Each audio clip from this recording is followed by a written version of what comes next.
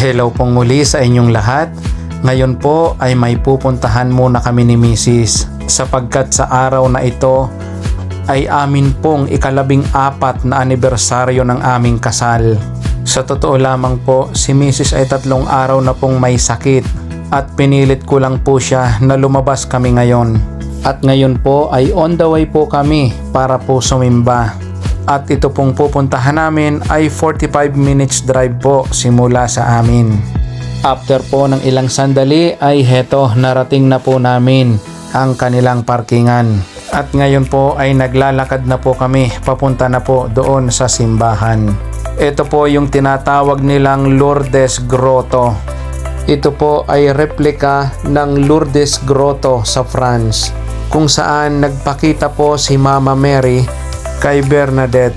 At isa po ito sa pinakamalaking pilgrimage site dito po sa Vienna.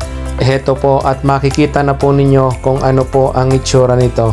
Ayan po, inuukit lamang po siya dyan sa malaking bato. Pero dito po sa may bandang kanan ay meron din pong simbahan. At ito po ang kanilang ginagamit kapag taglamig na po dito. At ngayon po ay dito po sa labas gaganapin ang Mass. Kaya't pumwesto na po agad kami dito. Sa ngayon po ay araw ng Miyerkules, kaya't kung mapapansin ninyo ay hindi ganon karami ang sumisimba. Bukod doon ay medyo napakalayo rin po nito sa kabahayan.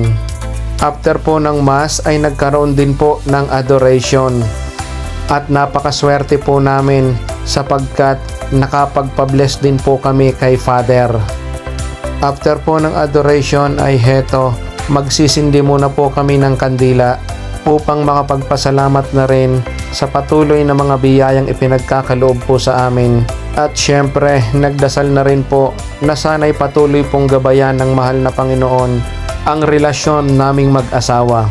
After po naming sumimba, ay pumunta na po kami sa restaurant para naman po makakain. At kami po ay nandito po ngayon sa Saigon Restaurant. Agad na po kaming pumili ng aming mga kakainin. At kung inyo pong mapapansin ay parehas po kaming nakaputi para naman po blessed na blessed talaga. Sa isang saglit ay dumating na rin po ang aming drinks at ang amin pong pang-appetizer. Sa sobrang gutom po namin ay talagang saglit lamang po naming naubos ang aming appetizer.